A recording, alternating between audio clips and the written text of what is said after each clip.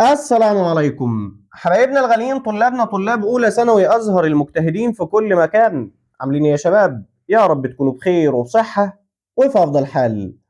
أهلا بك يا صديقي العزيز في الفيديو المنتظر، الفيديو اللي بإذن ربنا سبحانه وتعالى هنحل فيه كتاب المدرسة على المنهج كاملا في فيديو واحد. بإذن ربنا سبحانه وتعالى هنلم لك الدنيا، وبإذن ربنا هيجي لك جزء كبير جدا منه في الامتحان. فكالعادة يا صديقي، كل المطلوب منك إنك تسمي الله وتصلي على النبي وتحضر كوباية الشاي الجميلة، ويلا بينا. نبدأ الأول بتقييم الدرس الأول. أولا أسئلة الاختيار من متعدد. السؤال الأول بيقول: آية مما يلي يصف الغلاف الحيوي بدقة أكبر؟ طبقة الغازات المحيطة بالأرض ما حصلش، لأن طبقة الغازات المحيطة بالأرض ده عبارة عن الغلاف الجوي. الكائنات الحية ومناطق معيشتها على الأرض، ده كلام مظبوط جدا، لأن احنا كنا بنقول إن الغلاف الحيوي ده يعتبر نظام ضخم متكامل، كان بيشمل حاجتين: بيشمل الكائنات الحية رقم واحد، والبيئات التي تعيش فيها رقم اتنين. السؤال الثاني بيقول: يتفاعل الغلاف الحيوي مع الغلاف المائي عندما تتنفس الكائنات الحية الأكسجين؟ لا، ده عندما تتنفس الكائنات الحية الأكسجين ده كان بمثابة تفاعل الغلاف الحيوي مع الغلاف الجوي. تمتص النباتات الماء من التربة؟ ده كلام مظبوط، لأن احنا كنا بنقول، لو انت فاكر، إن الغلاف الحيوي ليس غلافا منعزلا، بل يرتبط ارتباط وثيق بباقي الأغلفة. من ضمن علاقته بالغلاف المائي إن الغلاف المائي كان يوفر له الماء اللازم لمعظم التفاعلات والعمليات الحيوية. يبقى إجابتي على طول باء. السؤال اللي بعده بيقول: أي من المستويات التالية يمثل تجمعا من أنواع مختلفة تعيش وتتفاعل في منطقة واحدة؟ احنا كنا بنقول إن احنا بنقسم الكائنات الحية إلى مستويات متدرجة. أول حاجة مصطلح الفرد أو النوع، وده كان عبارة عن كائن حي واحد. ثم بعد كده الجماعة، مجموعة من الأفراد بس شرطهم نفس النوع. ثم بعد كده المجتمع الحيوي، ده عبارة عن جماعات مختلفة، يبقى أنواع مختلفة. هنا قال لك أنواع مختلفة، يبقى ده المجتمع الحيوي. طب فرضا كان قال لك من نفس النوع، كنت اخترت الجماعة. في النظام البيئي تمثل أشعة الشمس. احنا كنا بنقول إن الغلاف الحيوي ده يتضمن عوامل حيوية وعوامل غير حيوية. عوامل حيوية اللي هي الكائنات الحية من إنسان وحيوان ونبات وكائنات دقيقة وغيرها، كل حاجة منهم كان ليها دور بتعمله ولازم تقوم بيه علشان يحصل استقرار. أما العوامل الغير حيوية زي التربة وزي الضوء وزي المية، ودي اللي كانت بتحدد أماكن معيشة الكائنات الحية. يعني المكان اللي بيعيش فيه الكائنات الحية كان بيتوقف على هذه العوامل، لأن كل كائن حي عايز ظروف معينة من اللي احنا بنتكلم عنها دي. فعلشان كده يا صديقي العزيز، أشعة الشمس تمثل عواملا لا حيوية. السؤال اللي بعده: آية من الأمثلة التالية يوضح تفاعلا بين العوامل الحيوية واللا حيوية؟ افتراس أسد لغزال. أسد وغزال ده حيوي مع حيوي. امتصاص نبات لأشعة الشمس لإنتاج غذائه، ده كلام مظبوط، لأن احنا كنا بنقول إن السلسلة الغذائية بتبدأ بكائن حي منتج ذات التغذية، بياخد ضوء الشمس ويمتصه ويحوله إلى غذاء اللي هو الجلوكوز.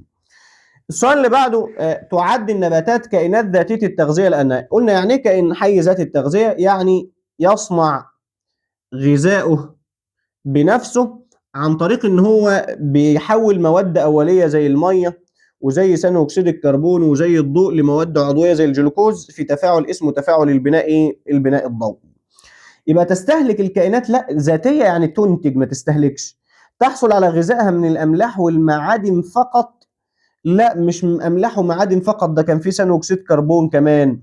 تنتج غذائها بنفسها من مواد غير عضويه. كلام مظبوط، ما انا قلت لك هي خدت الميه والاملاح وثاني اكسيد الكربون، ودول يصنفوا عندنا الى مواد غير عضويه، كان بتحولهم لمواد عضويه زي الجلوكوز. كلام جميل، كلام جميل. السؤال اللي بعده: اي العمليات التاليه تمثل تحويل الطاقه الضوئيه الى طاقه كيميائيه؟ احنا كنا بنقول يا جماعة مسار الطاقة الأول، الطاقة بتتحول من طاقة ضوئية إلى طاقة كيميائية. دي كانت في البناء الضوئي عن طريق النباتات. وممكن تتحول بقى من طاقة كيميائية في الجلوكوز وغيره إلى ATP، وده كان بيحصل في عملية التنفس الخلوي. يبقى هو هنا بيقول من طاقة ضوئية لطاقة كيميائية، يبقى أكيد ده تفاعل البناء الضوئي اللي بتعمله الكائنات الحية ذاتية التغذية. أي المركبات التالية يعد المصدر الرئيسي للطاقة في الخلية. المصدر الرئيسي للطاقة، احنا كنا خدنا إن المركبات العضوية داخل الخلية 4 حاجات: كربوهيدرات وليبيدات وبروتينات وأحماض نووية. الكربوهيدرات كانت تعتبر المصدر الرئيسي للطاقة، كانت تتميز بأنها سهلة وسريعة في الحصول على الطاقة. لكن الدهون، خد بالك، مقدار الطاقة اللي كانت بتنتجه الدهون أكبر بكتير جدا، تقريبا ضعف التي تنتجه الكربوهيدرات. يبقى هنا بيسأل عن المصدر الرئيسي، يبقى الكربوهيدرات. أي من العبارات التالية تفسر دور البروتينات بدقة؟ تخزن الطاقة طويل الأمد. مخزون الطاقة طويل الأمد ده صديقي ده الدهون وليس البروتينات. تكون جدار الخلية. جدر الخلايا مثلا زي جدار الخلايا النباتية كان مكون من السليلوز، وده عبارة عن كربوهيدرات وليس بروتينات. تسرع التفاعلات الحيوية وتبني الأنسجة. ده كلام مظبوط، اشرح لي يا دكتور. احنا كنا بنقول ان البروتين ده نوعين، ممكن يكون بروتين تنظيمي وممكن يكون بروتين تركيبي. البروتين التنظيمي اللي بينظم التفاعلات الحيوية زي الإنزيمات، والبروتين التركيبي اللي بيدخل في بناء تراكيب معينة زي الكيراتين اللي بيدخل في الجلد مثلا، أو الكولاجين اللي بيدخل في الأنسجة الضامة، الأربطة والأوتار والعظام والغضاريف وغيره. يبقى إجابتي تسرع التفاعلات الحيوية وتبني الأنسجة. السؤال اللي بعده بيقول تحمل الأحماض النووية المعلومات الوراثية لأن تركيبها يحتوي على. احنا كنا بنقول ان الحمض الاميني ده الوحده البنائيه بتاعته اسمها النيوكليوتيده. تركيب النيوكليوتيده كان سكر خماسي الكربون ماسك فيه قاعده نيتروجينيه عند ذره الكربون رقم 1 ومجموعه فوسفات عند ذره الكربون رقم 5. يبقى سلاسل من الاحماض الامينيه ما حصلش ده تركيب البروتين. روابط فسفوريه غنيه بالطاقه، لا ده الاي تي بي. قواعد نيتروجينيه مرتبه بنظام محدد، ده كلام مظبوط. يطلق جزيء الجلوكوز طاقة في الخلية لتكوين. فاكر عملية التنفس الخلوي كنا بناخد الجلوكوز نعمل له حاجة اسمها أكسدة، فأكسدة الجلوكوز كانت تدي طاقة، كنت اخد الطاقة دي اخزنها في مركب اسمه الاي تي بي ادينوزين ثلاثي الفوسفات، ده كان شكله اهو. كنت بخزنها فين؟ في الرابطة ما بين مجموعة الفوسفات الأولى والثانية والثانية والثالثة. يبقى يتم تخزينها في صورة اي تي بي. الاي تي بي ده بالمناسبة عشان تبقى عارف بيسموه عملة الطاقة في الخلية. الرابطة الثالثة في جزيء ATP قلنا تتميز بأنها رابطة أهي قوية وتخزن، لسه قايلين بنخزن فيها الطاقة، يبقى قوية وتخزن طاقة قابلة للتحريك.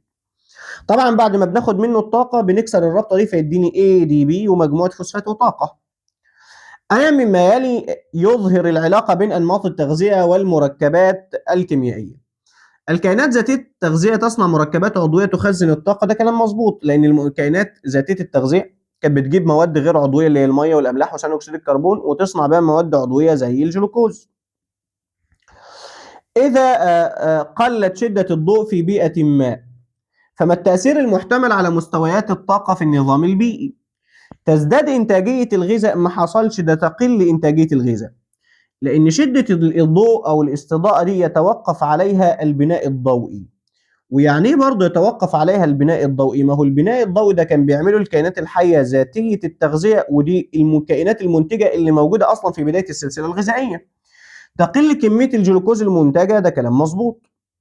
ايه من العلاقات التاليه تظهر تكامل الاغلفه الارضيه؟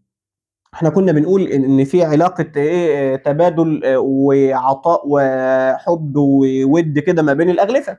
حتى كنا شرحناه على النبات، قلنا مثلا النبات ده بياخد ثاني اكسيد الكربون من الغلاف الجوي ويعمل بناء ضوئي ويرجع له الاكسجين، فده علاقته بالغلاف الجوي.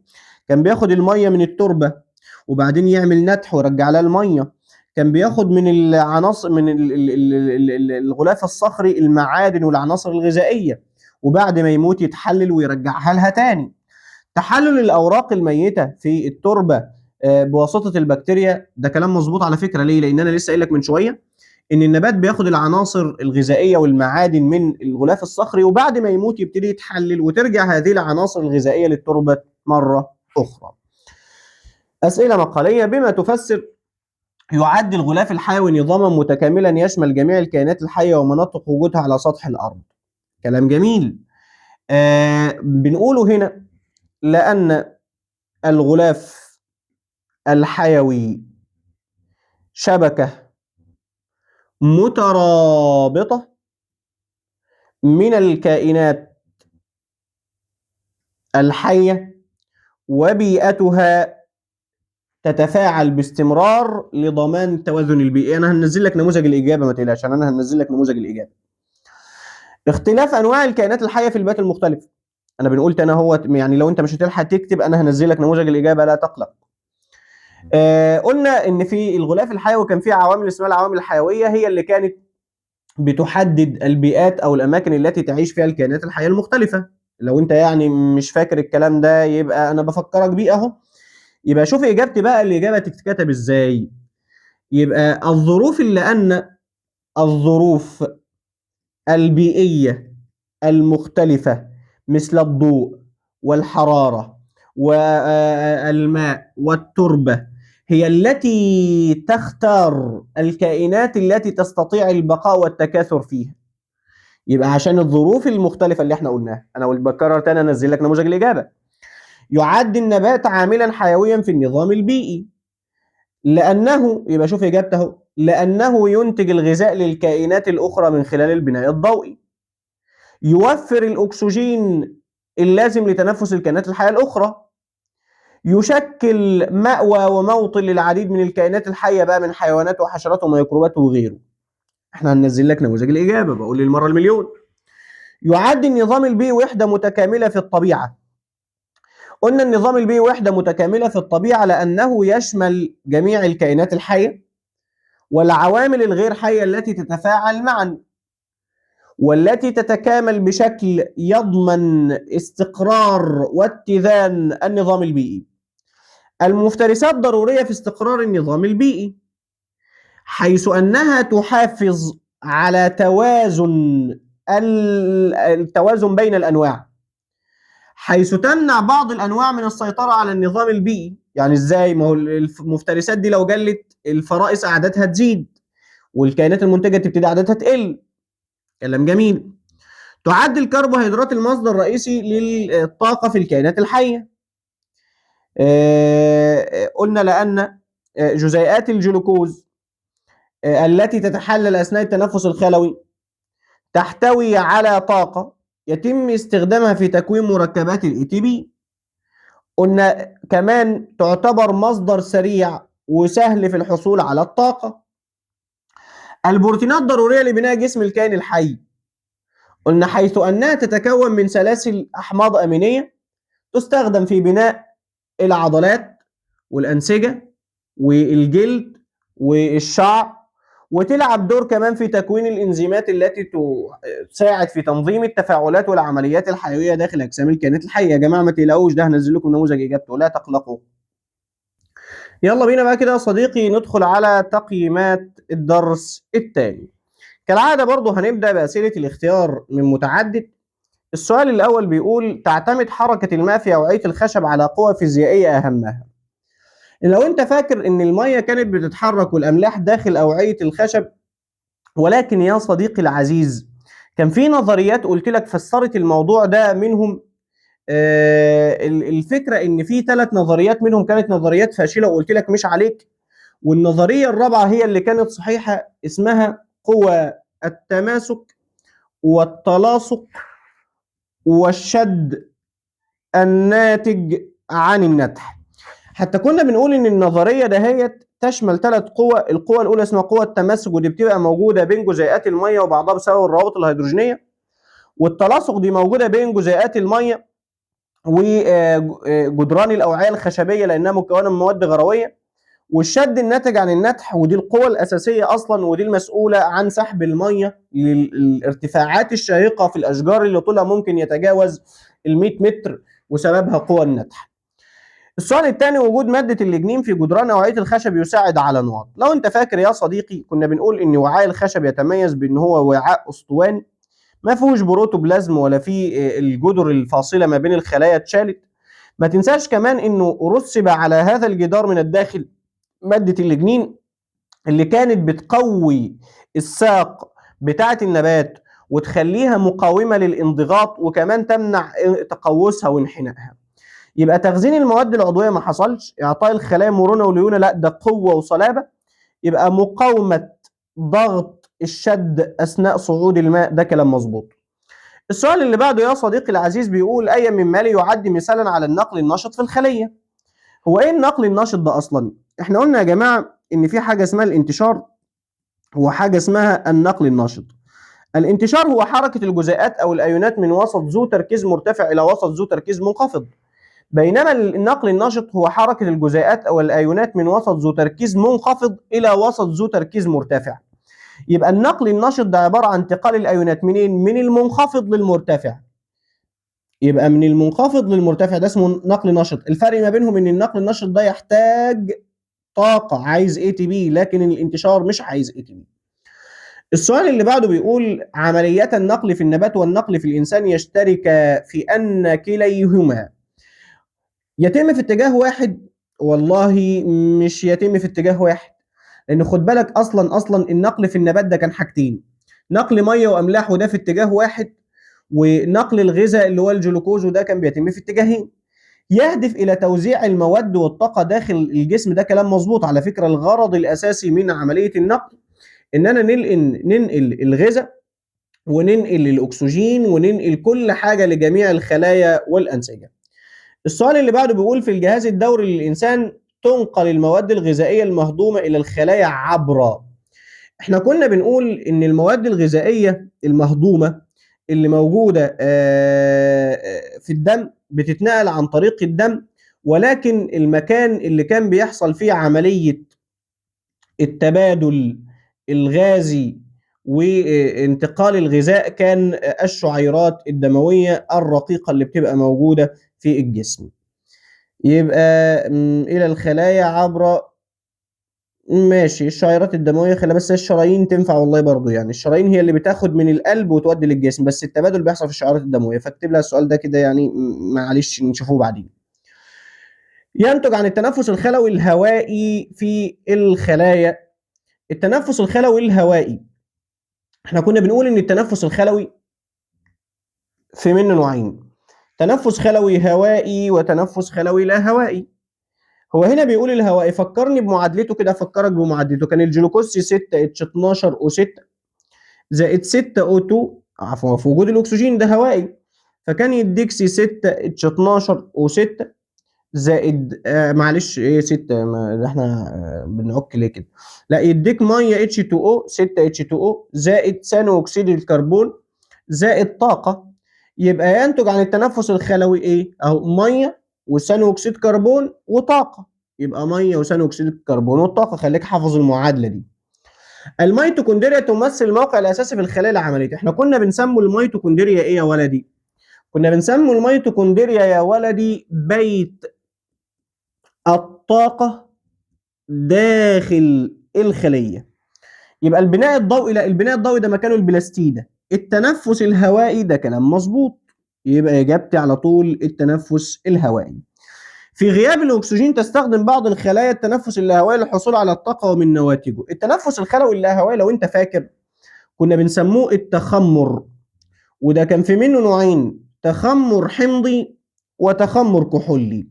التخمر الحمضي كان بيحصل في خلايا العضلات وبعض انواع من البكتيريا، والكحولي كان بيحصل في الخميره.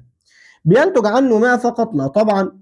كحول ايثيلي او حمض لاكتيك ده بالظبط. ليه؟ لانه لو كان تخمر كحولي كان بيديني كحول ايثيلي اللي هو الايثانول ويتصاعد غاز ثاني اكسيد الكربون، ولو كان تخمر حمض كان بيديني حمض اللاكتيك. اي مما لا يعد تفاعلا طاردا للحراره. التفاعلات كانت نوعين: طارد للحراره ومصل الحراره. التفاعل اللي هو كان طارد للحراره ده هو كان بيطرد الحراره للوسط المحيط، فقوم درجه حراره الوسط المحيط ترتفع. وكلام جميل كنت اعرفه ان عن طريق الدلتا اتش بتاعته كانت بتطلع باشاره سالبه. الدلتا اتش ده كانت بتساوي اتش برودكت ناقص اتش رياكتنت، النواتج ناقص المتفاعلات، فتكون باشاره سالبه لو كان المحتوى الحراري للمتفاعلات اكبر من النواتج. الماس ده كان بيمتص الحراره من الوسط المحيط فتنخفض درجه حرارته. كنت اعرفه من الدلتا اتش المتغير في المحتوى الحراري بتاعه موجب، بيكون موجب لما يكون المحتوى الحراري للنواتج اكبر من المحتوى الحراري للمتفاعلات. يبقى هنا بيقول لي اي مما يلي يعد تفاعلا طاردا للحراره. تخليق الجلوكوز في البناء الضوئي، لا تخليق الجلوكوز في البناء الضوئي ده تفاعل ماس. تكسير الجلوكوز في التنفس الهوائي بالظبط ده تفاعل طارد للحراره.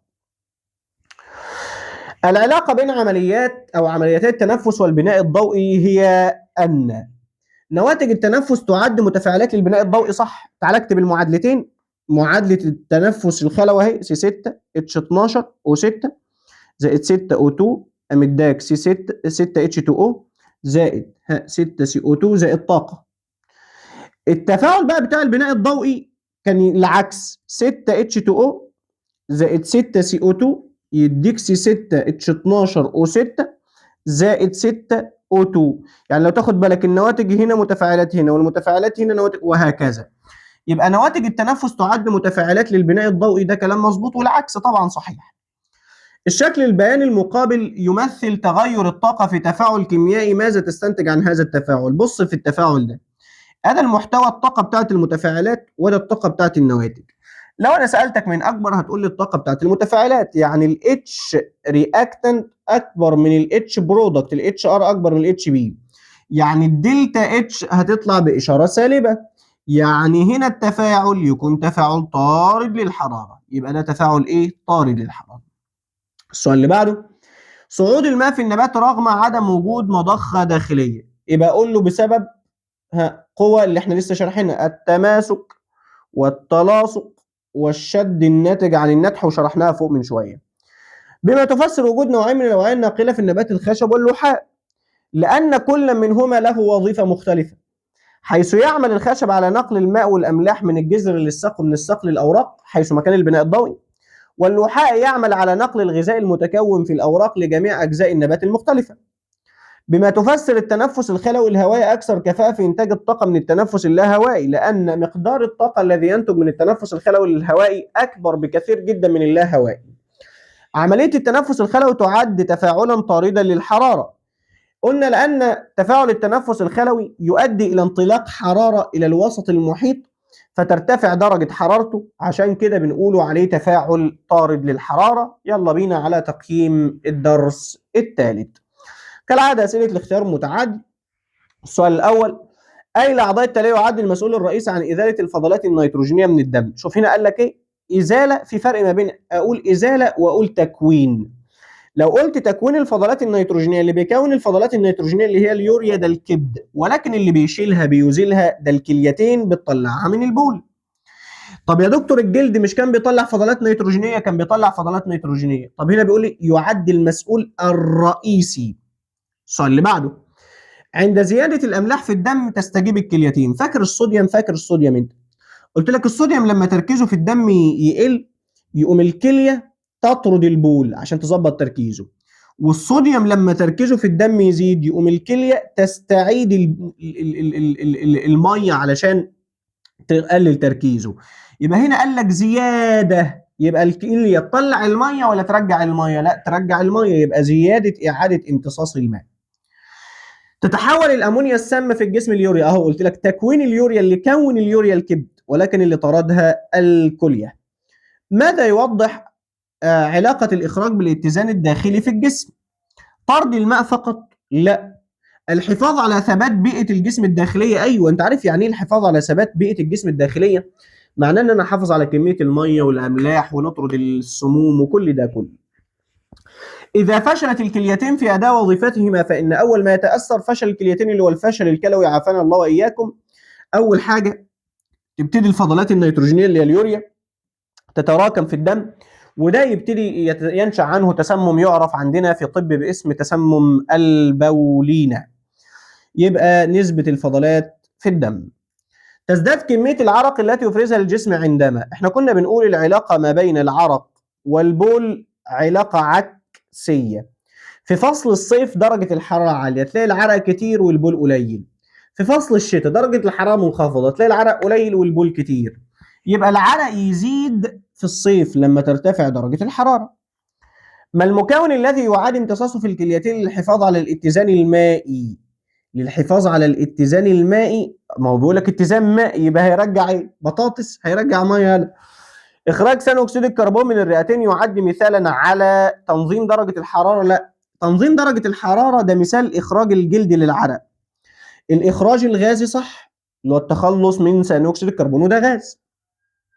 ما الدور المشترك بين الجلد والكليتين في الاتزان الداخلي؟ إنتاج الهرمونات، لا ده بيطلع هرمونات ولا ده، بس الكلية بتطلع هرمون صراحة مش عليكم ولا حتى على ثالثة ثانوي، اسمه إريثروبيوتين هرمون، اللي بيحفز تكوين كرات الدم الحمراء.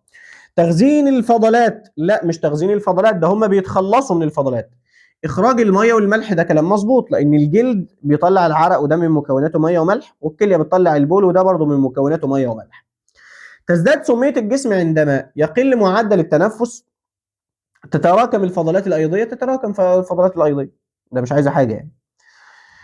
بما تفسر، ودي اسئله مهمه جدا، بيقول ايه في بما تفسر تتحول الامونيا في الجسم الى يوريا قبل اخراجها؟ كنا بنقول ليه الكلام ده بيحصل؟ لان الامونيا ماده شديده السميه، بينما اليوريا اقل سميه واسهل في النقل والاخراج. يبقى من الاخر، لان اليوريا اقل سميه واسهل في النقل والاخراج من الامونيا. تاني، لان اليوريا اقل سميه واسهل في النقل والاخراج من الامونيا. السؤال اللي بعده بيقول إخراج كميات كبيرة من العرق في الجو الحار يحافظ على بقاء الجسم متزنا. قلنا لأن العرق ده أول ما بيطلع على السطح بيبتدي يتبخر، وهو بيتبخر بياخد جزء من الحرارة الداخلية للجسم فيخفض درجة الحرارة. يبقى أنا عايز نكتب إجابة يا دكتور. إجابتي لأن تبخر العرق من سطح الجلد يستهلك حرارة فتنخفض درجة حرارة الجسم. حدوث اضطراب في وظائف الجسم عند تراكم الفضلات الأيضية. احنا قلنا تراكم الفضلات الأيضية في الجسم بيؤدي لحدوث اضطراب في وظائف الخلايا عشان دي مواد سامة، وبالتالي يخل بالاتزان الداخلي ويؤثر بالسلب على كفاءة أجهزة الجسم.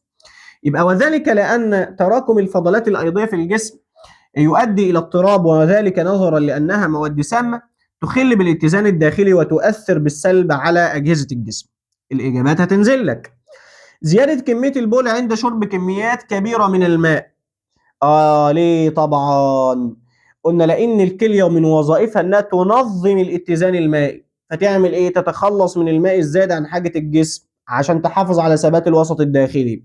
يبقى بما تفسر زيادة كمية البول عند شرب كميات كبيرة من الماء، وذلك لأن الكلية تعمل على تنظيم الاتزان المائي، حيث تقوم بالتخلص من الماء الزائد عن الحاجة، طبعا للحفاظ على الوسط الداخلي.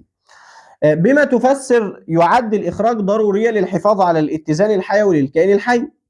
قلنا لأن التخلص من الفضلات والمواد الزايدة يمنع تراكمها وبالتالي يمنع التسمم، لأن الكائنات الحية ديت أو قصدي المواد السامة أو الضارة دي لو فضلت متراكمة جوه جسم الكائن الحي تعمل له تسمم، والتسمم ده ممكن ينتج عنه الوفاة. كلام جميل. يلا بينا تقييم الدرس الرابع.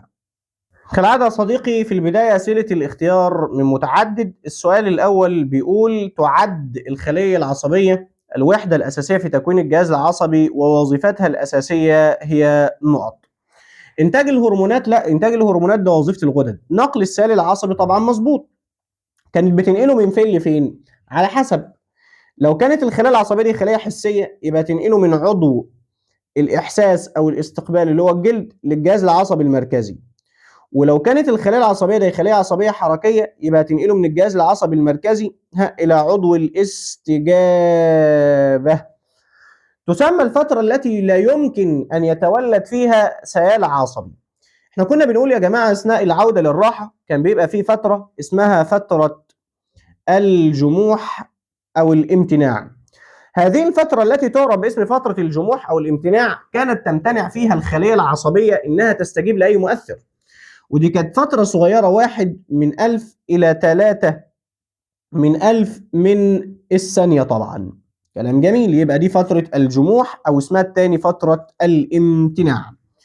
السؤال اللي بعده بيقول: أي العبارات التالية تفسر سبب حاجة مضخة الصوديوم والبوتاسيوم للطاقة؟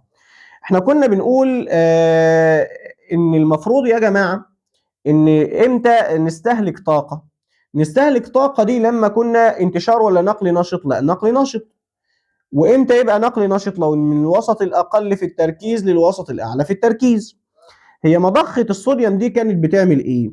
مضخه الصوديوم ديت كانت بتاخد 3 صوديوم من جوه تطلعهم بره وتدخل مكانهم 2 بوتاسيوم. طب الصوديوم تركيزه بره اكتر من جوه، فهي بتاخده من جوه تطلعه بره عكس التركيز.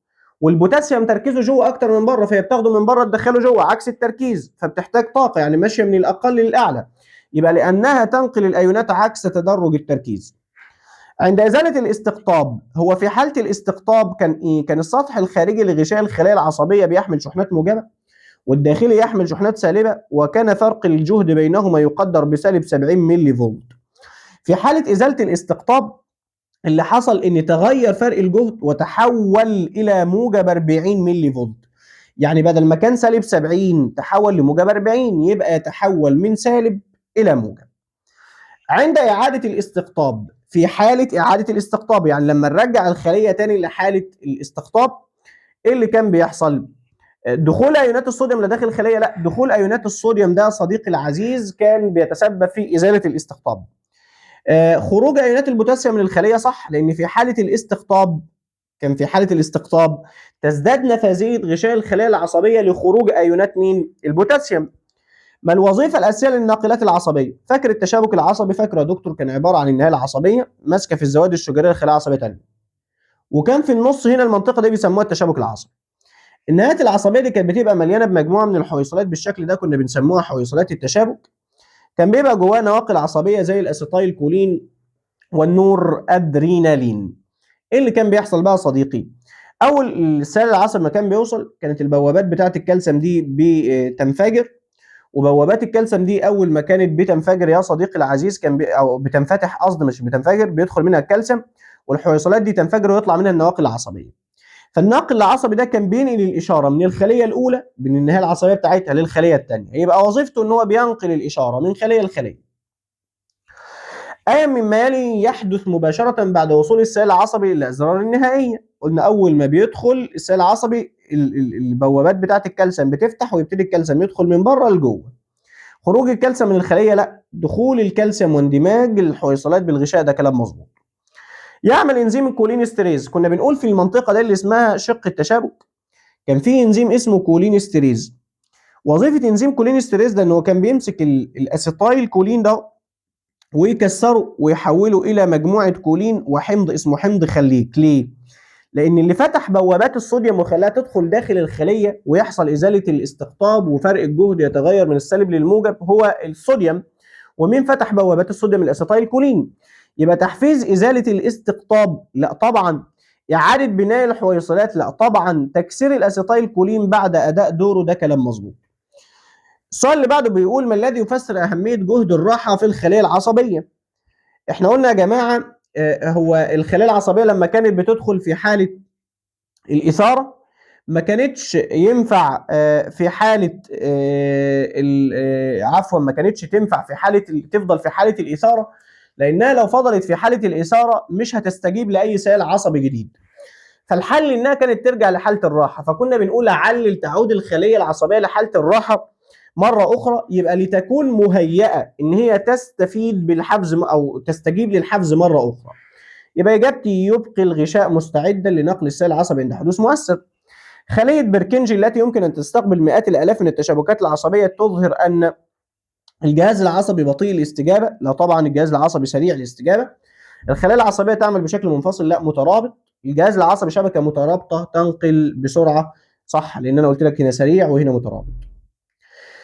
بما تفسر، كلام جميل. تعد مضخة الصوديوم والبوتاسيوم ضرورية على جهد الراحة في الخلية العصبية، لأن احنا كنا بنقول يا جماعة إن مضخة الصوديوم والبوتاسيوم هي المسؤولة عن فرق تركيز الأيونات عبر غشاء الخلية العصبية.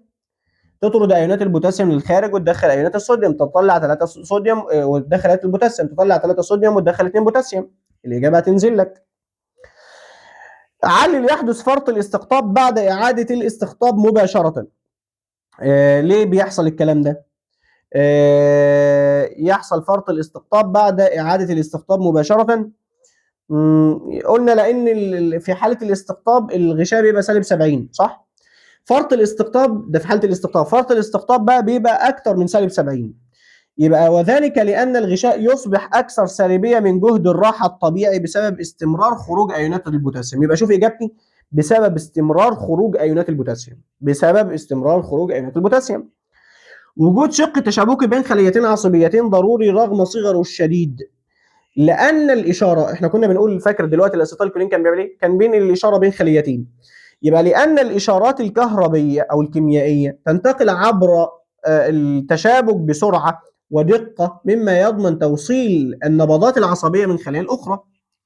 يعمل الجهاز العصبي بسرعه تفوق الجهاز الهرموني. احنا كنا بنقول يا جماعه ان اللي بيتحكم ويسيطر في وظائف الجسم هو جهازين، جهاز عصبي وجهاز هرموني. الاسرع والادق طبعا هو الجهاز العصبي، يبقى وذلك لان الاشارات العصبيه تنتقل عبر الالياف العصبيه بسرعه كبيره، بينما الهرمونات ده هي بتنتقل عن طريق الدم فتستغرق وقتا اطول. يؤدي تثبيط مضخه الصوديوم والبوتاسيوم بواسطه سم الأوبايين سم الافاعي يعني لتوقف الجهاز العصبي. والله ده سؤال مهم ده بقى. ليه؟ لان تنشيط مضخه الصوديوم والبوتاسيوم يمنع الحفاظ على فرق الجهد عبر غشاء الخلايا العصبيه، وبالتالي مش هيبقى في قابليه لنقل النبضات العصبيه والجهاز العصبي يتوقف العمل. الى توقف الجهاز العصبي ليه؟ ان تظبيط الصوديوم ده مش مضخه الصوديوم دي هي اللي كانت مسؤوله عن فرق التركيز، فلما تقف طبعا مش هيبقى فيه القصه دي، وبالتالي الجهاز العصبي اصلا مش هيشتغل لان النبضات العصبيه تتوقف. يلا بينا بقى على تقييمات الدرس الخامس، تطبيقات النانو تكنولوجي. كالعاده اسئله الاختيار المتعدد. تختلف خصائص الماده في مقياس النانو عن خصائصها في الحاله العاديه. احنا كنا بنقول سببين. السبب الاول زياده مساحه السطح، والسبب الثاني تاثيرات الكم. يبقى لما يجي يقول لك علل تختلف الخصائص يبقى بسبب حاجتين، زياده مساحه السطح وتاثيرات الكم، عندك منهم زياده مساحه السطح. عند تقليص حجم الذهب لمقياس النانو فإن لونه يتغير. احنا قلنا يا جماعة الله يكرمكم يا رب ويسترها معاكم، الفكرة ان انا لما بحط المواد على مقياس النانو كانت خصائصها بتتغير، فالذهب كان لونه يتغير من الاصفر للاخضر او البرتقاني او غيره، وده لان تفاعل المادة مع الضوء هيبتدي يتغير. يبقى عدد الالكترونات بذراته يقل، عدد الالكترونات مش هتأثر طبعا، تفاعله مع الضوء يتغير، ده كلام مظبوط. تزداد صلابة النحاس في مقياس النانو نتيجة، ما احنا قلنا يا جماعه للمواد لما بتتحط على مقياس النانو خصائصها بتتغير، حاجتين، زياده مساحه السطح وتاثيرات الكم. من عندك منهم هنا؟ زياده مساحه السطح. تستخدم انابيب الكربون النانويه في الالكترونيات لانها عازله للكهرباء؟ لا، ده موصله، وموصله اكتر كمان من العنصر المعروف الموصل اللي احنا نعرفه اللي هو النحاس، يبقى موصله للكهرباء اكثر من النحاس. عمل خلايا الوقود الحيوي يشبه عملية التنفس الخلوي في أن كليهما. احنا كنا بنقول خلية الوقود الحيوي شبه يا صديقي العزيز الخلايا العادية، فإن كلاهما مسؤول عن إنتاج الطاقة، ولكن الفرق إن الخلية العادية كانت بتطلع ATP، بينما التنفس الخلايا الوقود الحيوي كانت بتطلع إلكترونات. ينتج طاقة من أكسدة الجلوكوز، صح، الاثنين بيحصل فيهم أكسدة الجلوكوز، بس الفرق هنا كان اكسده الجلوكوز تدي اي تي بي في الخلايا العاديه، وقود الحيوي كانت بتدي الكترونات، الالكترونات دي بينشا عنها تيار كهربي. تستخدم الجسيمات النانويه في خلايا الوقود الحيوي. كنت بروح على الاقطاب اللي موجوده في خليه الوقود الحيوي ونطليها بمواد نانويه، لانها كانت بتشتغل زي الانزيمات اللي موجوده في الخلايا العاديه، بانها تزود معدل التفاعل ومعدل انتقال الالكترونات. يبقى تقلل معدل التفاعلات، لا ده انا قلت لك بتشتغل كعوامل حفازه، يعني تزيد معدل انتقال الالكترونات. في توصيل الدواء باستخدام تكنولوجيا النانو تساعد الجسيمات النانويه. كنا احنا بنقول ده حاجه اسمها تقنيه العلاج الموجه، زي ما كانوا بيستخدموه في علاج السرطان، في ان انا بضمن ان الدواء ده او العلاج ما يروحش ياثر غير على الخلايا المصابه فقط، فبالتالي فعاليه الدواء بتزيد وكمان الاثار الجانبيه بتبتدي تقل. يبقى نشر الدواء في كل الجسم لا، زياده جرعه الدواء لا، توصيل الدواء مباشره للخلايا المصابه صح، اللي هو العلاج الموجه. عند تفتيت الماده، فما التغير الذي يحدث لكل من بين مساحه السطح والحجم؟ قلت لك لما نفتت الماده مساحه السطح تزيد والحجم يفضل ثابت. هو مش هيقل، والله المفروض ما يقلش، بس هنا مفيش الحجم ثابت والمساحه تزيد، فاختار الف. المفروض ان النسبه بين مساحه السطح والحجم تزيد، فالحجم اصلا بيفضل ثابت ما بيتغيرش. تسهم تكنولوجيا النانو في استدامة الغلاف الحيوي تعتمد على مواد ملوثة، لا، تقلل استهلاك الطاقة والموارد، ده كلام مظبوط. يلا بينا بقى أسئلة علل أو بما تفسر. تظهر المواد خواصا جديدة عندما تصل لأبعاد نانوية أقل من 100 نانومتر. قلنا السبب لأن مساحة السطح، النسبة بين مساحة السطح إلى الحجم تزداد، وهذا يؤثر على الخصائص الفيزيائية والكيميائية زي التوصيل الكهربي وزي القوة والتفاعل الكيميائي. تعد خلال الوقود الحيوي تطبيقا حيويا للطاقة النظيفة. قلنا لأنها تحول الطاقة الكيميائية المخزنة في الجلوكوز إلى طاقة كهربائية مباشرة دون إنتاج مواد ملوثة أو انبعاثات كربونية ضارة. يزداد نشاط التفاعلات الكيميائية في الجسيمات النانوية مقارنة بالحجم العادي للمادة. قلنا لأن النسبة بين مساحة السطح والحجم تزداد، وهذا يؤثر على الخصائص الفيزيائية والكيميائية. تستخدم أنابيب الكربون النانوية في تصميم مصاعد الفضاء المستقبلية. قلنا لأنها شديدة القوة والمتانة وفي نفس الوقت خفيفة. بيصنعوا منها حاجة زي إيه الأحبال كده تتحمل أوزان الوزن الكبير للمصاعد يعني. تعد تكنولوجيا النانو جسرا بين علم الأحياء والفيزياء والكيمياء لخدمة استدامة البيئة. قلنا إجابتي لأنها تمكن من تطوير حلول مبتكرة للاستدامة البيئية مثل تنقية المياه وتحسين كفاءة الطاقة وتصميم مواد صديقة للبيئة. كل ده إجابته هتنزل لك علشان لو حبيت بقى تحفظ الإجابات ديت إن شاء الله تلاقيها موجودة وتحفظها. يلا بينا بقى يا صديقي، احنا كده خلصنا الفصل الأول، ناخد بقى تقييمات الفصل الثاني ونبدأ بالدرس الأول في الفصل الثاني واللي كان بيتكلم على الغلاف الصخري. كالعادة صديقي أسئلة الاختيار من متعدد. السؤال الأول بيقول إيه؟ السؤال الأول بيقول أي من العوامل التالية له التأثير الأكبر على سرعة تجويد الصخور التي تحتوي على معدن الكربونات؟ كنا بنقول يا جماعة إن تجويد الصخور دي، فاكر الأحماض كانت بتزود ذوبانية المعادن، فثاني أكسيد الكربون لما كان بيبقى موجود في ماء المطر كان بيتفاعل ويحولها لبيكربونات، البيكربونات دي كانت بتدوب. يبقى ارتفاع كثافة الصخر لا، ارتفاع ملوحة المية لا، زيادة تركيز ثاني أكسيد الكربون في ماء الأمطار صح. إذا وجدت منطقة تحتوي على طبقات رقيقة من الحجر الجيري مع تجاويف وكهوف فإن ذلك يشير. احنا كنا بنقول يكثر تواجد التجاويف والكهوف في الحجر الجيري لأن الحجر الجيري صلابته منخفضة فبيتأثر بسرعة. الحجر الجيري ذو صلابة مرتفعة لا، لو كان صلابة مرتفعة ما كنتش هلاقي فيه تجاويف كتيرة ولا كهوف. الحجر الجيري تعرض لتجوية كيميائية، ده كلام مظبوط.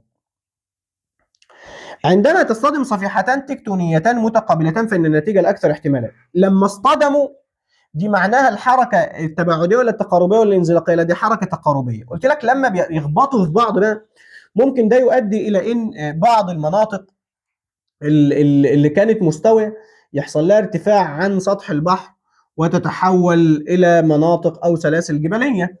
زي إيه؟ قال له والله زي جبال الهيمالايا. زي جبال إيه؟ الهيمالايا. يبقى إجابت على طول ارتفاع الصخور وتكوين سلاسل جبالية أو جبلية. أي من العناصر التالية تحارب بصورة سامة الصخور بسبب التجوية ويستخدم مباشرة في بناء الجزيئات الحيوية للنباتات؟ ده كلام سهل وبسيط. فاكر معدن اللي اسمه الفلسبار؟ احنا خدنا مثالين، الفلسبار وده كان بيتحرر منه البوتاسيوم، والصخور اللي بتحتوي على الفوسفات ودي كان بيتحرر منها عنصر الفوسفور. مين موجود عندك منهم؟ البوتاسيوم. تستخدم الصخور البركانية المسامية لمعالجة المياه زي صخر الزيولايت. لو انت فاكر الزيولايت خليك فاكر اسمه. وذلك لأنها تزيد من لزوجة الماء؟ لا. امال بتعمل ايه؟ كانت بتمتص منه الشوائب والمعادن الثقيله زي ما صخر خليك فاكره اسمه الذيولايت. اي من الاتي يوضح العلاقه بين خصائص الصخور وظهور الزلازل؟ الصخور الاكثر صلابه تفرغ الطاقه الزلزاليه بسرعه؟ لا طبعا. الصخور الهشه تتعرض للانكسار عندما تتراكم الطاقه على طول صدوع ضعيفه صح، لان احنا كنا بنقول في نوع من حركه الصفائح التكتونيه كان اسمها الحركه الانزلاقيه. الحركة الانزلاقية دي وهي بتحصل أحيانا كانت تتعثر حركة أحد الصفائح التكتونية فتتجمع طاقة تنطلق على هيئة هزات أرضية عنيفة اللي هي الزلازل يعني. دور الغلاف الصخري في الغلاف الحيوي يشمل، كنا بنقول دور الغلاف الصخري الغلاف الحيوي إنه يعتبر خط إنتاج طبيعي بيمد النباتات بالمعادن والعناصر الغذائية اللازمة للنمو والإزهار والإثمار وغيره. يبقى إنتاج العناصر المعدنية الضرورية لنمو النبات. أي من التطبيقات الصناعية التالية يظهر استغلال خصائص الغلاف الصخري؟ استخدام الحجر الجيري في صناعة الأسمنت، صح، اللي هي مواد البناء يعني. خليهم دول بقى، بما ان احنا كده اهوت هنخليهم انت ايه، ننزلهم لك اجاباتهم وخلاص. طبعا في ملزمه بس هننزلها لكم، هي كانت متاحه لطلاب الكورس فيها الاسئله المقاليه، ولكن هننزلها لكم ان شاء الله. تقييم الدرس الثاني كالعاده يا صديقي، نبدا باسئله الاختيار المتعدد. اي العوامل التاليه يمكن ان يغير نوع الصخر دون تغير في تركيبه الكيميائي؟ من غير ما يغير تركيبه الكيميائي. فاكر احنا كنا بنقول لما الصخور الرسوبيه كانت بتتحول لصخور متحوله، كانت بتتحول ازاي؟ عن طريق الضغط العالي والحراره العاليه. الضغط العالي والحراره العاليه بيغيروا التركيب الهيئه البلوريه للمعدن من غير تركيبه الكيميائي ما يتغير. يبقى الضغط ودرجه الحراره المرتفعه. معدن يتميز بقدرته على قطع الزجاج والصناعات الدقيقه. هذا الوصف يشير الى خاصيه طالما قطع. فاكر كنا بنقول قاعده المعدن الاكثر صلاده يخدش الاقل منه صلاده، يبقى دي خاصيه الصلاده. والصلاده هي مقاومه المعدن للخدش، ودي كان لها مقياس مهس من 1 لحد 10. اذا تحولت الصخور الرسوبيه الى صخور متحوله فان ذلك يدل على ان الصخور، بيقول لي لو تحولت الصخور الرسوبيه لصخور متحوله فان ذلك امتى الصخور الرسوبيه كانت تتحول لصخور متحوله؟ لما تتعرض لضغط عالي وحراره عاليه من غير ما تنصهر، يبقى تعرض لضغط ودرجه حراره عاليه. مما يفسر استخدام معدن التيتانيوم في المفاصل الصناعيه. كنا بنستخدم التيتانيوم لانه كان معدن متين وخفيف في نفس الوقت، وبيندمج مع الجسم من قبل الجهاز المناعي ما يتعرف عليه. يبقى مين موجود هنا؟ مقاومته للتآكل ومتانته للعالي. وجود بلورات كبيرة داخل صخر ناري يدل غالبا على أن الصخر ماله. أولا دي مش عليكم، دي في ثالثة ثانوي في الصخور، إن هو حصل له تبريد ببطء في باطن الأرض. أي العمليات التالية تعد بداية تكوين الصخور الرسوبية؟ الصخور الرسوبية بدأت من عوامل التجوية. هي اتكونت ازاي الصخور الرسوبية؟ إن الصخور النارية حصل لها تجوية فابتدت تتفكك. التفكك ده الفتات ده ابتدت تنقله الرياح والتيارات المائيه، وبعدين ابتدى يحصل له ترسيب وبعدين تحجر فكون الصخور الرسوبيه. يبقى التجويد والتعريف. معدن يدخل في صناعه بطاريات الهواتف الذكيه والسيارات الكهربائيه وتميز بخفه وزنه وقدرته على تخزين الطاقه بكفاءه، ده الليثيوم، مش عايز اي كلام. عند دراسه صخر يحتوي على طبقات واضحه وحبيبات مختلفه الحجم يمكن استنتاج ان هذا الصخر تشكل نتيجه هو هنا بقول لك طبقات. طالما طبقات يبقى دي صخور رسوبيه، لان الصخور الرسوبيه هي اللي تتميز بانها صخور طبقيه. طب الصخور الرسوبيه جت منين؟ من نقل وترسيب وبعدين تحجر. التحجر دي جه ازاي؟ جه من الضغط، يبقى ضغط الرواسب عبر زمن طويل. بما تفسر اختلاف الصخور في خصائصها رغم انها تتكون من معادن مشتركه، يبقى لان نسبه كل معدن ودرجه تماسكه وترتيب حبوبه او حبيباته تؤثر على صلابه الصخور. اعتبار المعادن اساسا الصناعات الحديثه كالطب والتكنولوجيا. قلنا لان خصائصها مثل القوه والتوصيل الكهربائي الكلام ده كله هينزل لك اجاباته بتاع المقال ده عشان ما نضيعوش في وقت والحصه ما تطولش. الدرس الاخير يا صديقي العزيز الغلاف الصخري واستدامه الطاقه.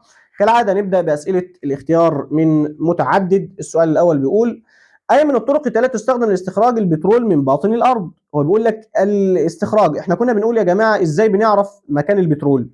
كنا بنعرف مكان البترول عن طريق حاجه اسمها الموجات الزلزاليه ثلاثيه الابعاد. اهو. ما الهدف من عمليه التقطير التجزئي؟ فاكر لما كنا بنطلع البترول ده كان خام، فانا عايز نفصل منه البنزين لوحده والكيروسين لوحده. كنا بنعمل له عمليه اسمها تقطير تجزئي، ان انا بدخله في افران وارفع درجه حرارته لحد 400. لما يتحول لابخره ناخد الابخره ديت ونعديها على ايه؟ ناخد الابخره دي يا دكتور وبنعديها على ابراج تقطير. درجه الحراره في القاعده بتكون مرتفعه، وكل ما بتطلع بتبتدي تقل، فيبتدي الكيروسين يتكثف مثلا عند مستويات متوسطه، البنزين فوق شويه، الغاز عند القمه. يبقى فصل مكوناته حسب ايه؟ درجه غليانها المختلفه. كلام جميل. السؤال اللي بعده: اي من مجموعه المنتجات التاليه ينتج عن التقطير التجزئي البترول؟ الجازولين والشمع والاسفلت، كل ده بينتج عنه. لماذا تستعمل بعض الكائنات الدقيقة؟ في بعض الوسائل اللي كنا نستخرج منها البترول بصورة سهلة وسلسة، يعني ان انا بروح على الابار القديمة او اللي انتاجية البترول فيها قلت شوية، واستخدم بكتيريا او كائنات دقيقة كانت بتروح في البترول ده وتبتدي تفرز مواد زي البوليمرات والاحماض فتقلل اللزوجة، وكمان تذوب الرواسب اللي ممكن تعيق استخراج البترول. يبقى كانت بتعمل ايه يا دكتور؟ لتلوين البترول؟ لا، لتحليل الصخور وتحريك النفط العائق في المسام الصخريه. صح. ما العامل الاساسي الذي يؤثر في كميه البترول المستخرج من الصخور؟ العامل الاساسي اللي كان بيؤثر في كميه البترول المستخرج من الصخور كميه الاملاح في المياه الجوفيه؟ لا طبعا، نفاذيه الصخور وحجم مسامها. صح. كل ما نفاذيتها ومسامها تكون اكبر كل ما استخراج الصخر يكون منها اكبر. ما مصدر الطاقة النووية المستخدمة في محطة الضبعة؟ العناصر المشعة طبعا اللي هي اليورانيوم. لماذا تعتبر الطاقة الحرارية مصدرا مستداما؟ لأنها مستمرة، مستدام يعني موجود بصورة دايمة، مستمرة ومتجددة بفعل حرارة باطن الأرض. عند حدوث الانشطار النووي في نواة اليورانيوم تنطلق طاقة على شكل حرارة طبعا، كنا بناخدها نسخن بيها المية وناخد البخار نستخدمه في تدوير التوربينات، بس كانت حرارة وطاقة حركية وجسيمات نووية. يمكن استغلال الطاقة الحرارية الأرضية مباشرة في إيه؟ ممكن كنا نستخدمها في تدفئة المنازل وتشغيل التوربينات، إن إحنا بنروح على الصخور اللي الحرارة فيها عالية ونعمل آبار عمقها من 4 ل 6 كيلو ونضخ فيها المية تغلي فالبخار يطلع يدور التوربينات. أي من الخصائص الثلاثة تجعل الصخور مصدرا جيدا للطاقة النووية؟ كثافتها المنخفضة واحتواء على الميكا، احتواء على معادن مشعة زي اليورانيوم والراديوم. ما الدور الذي تلعبه خزانات المياه الجوفية في محطات الطاقة الحرارية؟ تخزين الطاقة؟ لا طبعا. التبادل الحراري بين الصخور والمياه؟ صح، لان احنا كنا بنقول ان لما نضخ الميه في الابار ديت كانت بتمتص الحراره بتاعت الصخور، وبعد ما تمتص الحراره بتاعت الصخور بتبتدي تتبخر الميه ويبتدي البخار ده يستخدم في اداره التوربينات. ما التقنيه التي يستخدمها مشروع اي جي اس لتوليد الطاقه الكهربائيه؟ ده كان بيعمل حفر عميقه جدا، لو انت فاكر قلت لك داخل الصخور الساخنه، وبعدين نضخ فيها ميه، الميه دي تبتدي تتبخر وناخد البخار يستخدم في تدوير التوربينات. السؤال اللي بعده بيقول ما التقنيه التي يستخدم، قلناها. ما الفائده البيئيه الرئيسيه من استخدام الطاقه النوويه والطاقه الحراريه الارضيه بدلا من الوقود؟ قلنا يا جماعه ان هي صديقه وامنه للبيئه، ما فيهاش اي انبعاثات ممكن تسبب مثلا احتباس حراري او غيره. السؤال اللي بعده، أي موقف مما يلي يوضح أفضل تطبيق عملي يعتمد على مبدأ تخزين الطاقة بالهواء المضغوط؟ كنا بناخد الطاقة اللي جاية من المصادر المتجددة ونضخ بيها الهواء ونضغطه، وبالتالي نفتح لو احنا احتاجنا طاقة فالهواء يطلع مضغوط يدور التوربينات وغيره. يبقى ضغط الهواء داخل كهوف ثم يطلقه عند الحاجة، ده كلام مظبوط. يعتمد الهيدروجين الطبيعي على تفاعل داخل الصخور من النتيجه الاكثر منطقيه اذا كانت الصخور قليله المحتوى من معدن الاوليفين. احنا كنا بنقول لازم معدن الاوليفين ده معدن غني بالحديد، فكان الصخر يتفاعل معاه ويتكون معدن جديد اسمه السيربنتين، فلو قل محتواها من الاوليفين انتاج الهيدروجين ينخفض. هو مش هيتوقف، هو ينخفض، لان هو انك يقل مش ينعدم. السؤال اللي بعده ولا اقول لك هسيبهم لك، والاسئله المقاليه دي برضه هننزل لك نموذج الاجابه، ما تقلقش يعني. كده يا صديقي احنا حلينا معاك كتاب المعهد. في النهايه سبحانك اللهم وبحمدك نستغفرك ونتوب اليك، والسلام عليكم ورحمه الله وبركاته.